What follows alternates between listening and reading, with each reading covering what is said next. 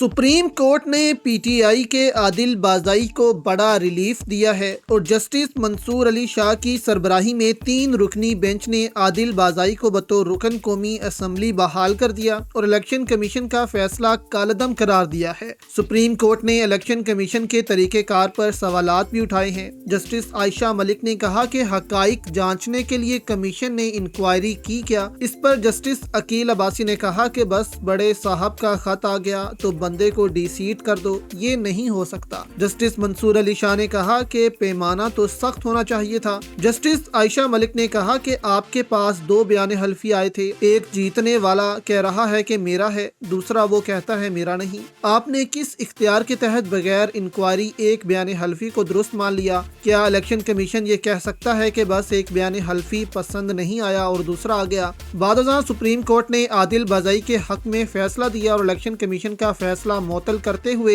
Remarks दिए कि इस मामले में संगीन इल्जामात के नताइज में पार्टी के सरबराह को भी भुगतना होगा। यानी कि नवाज शरीफ जो हैं मुमकिन है कि वो डी-सीट कर दिए जाएं, नाअहल कर दिए जाएं। सहाफ़ी मतीउल्लाह जान ने सवाल किया कि नून लीग के सदर नवाज शरीफ ने आदिल बाज़ाई केस में जाली हल्फिया बयान पर उनको नाअहली का रेफरेंस इलेक्शन कमीशन भेजा और इलेक्शन कमीशन ने भी उसी जाली हल्फिया बयान पर नाअहली का फैसला सुना दिया। उन्होंने मजीद कहा कि सुप्रीम कोर्ट ने रुकन असम्बली आदिल बाज़ाई की नाअहली से मुतल्लिक इलेक्शन कमीशन का फैसला मुअत्तल करते हुए रिमार्क्स दिए हैं कि इस मामले में संगीन इल्जामात के नताइज पार्टी के सरबराह को भी भुगतना होंगे। अहमद वड़ाइच ने तबसरा किया, आदिल बाज़ाई कभी भी नवाज लीग का हिस्सा नहीं रहे। इमरान खान के नाम पर इलेक्शन लड़ा, कौमी असम्बली में हल्फ लेना तो इमरान खान की तस्वीर लगा रखी थी। हमेशा अपोजिशन बेंचेस पर बैठे, उनका ही हिस्सा रहे। सुन्नी इत्तेहाद कौंसिल में शमूलियत का हल्फनामा भी दिया। नवाज लीग का हल्फनामा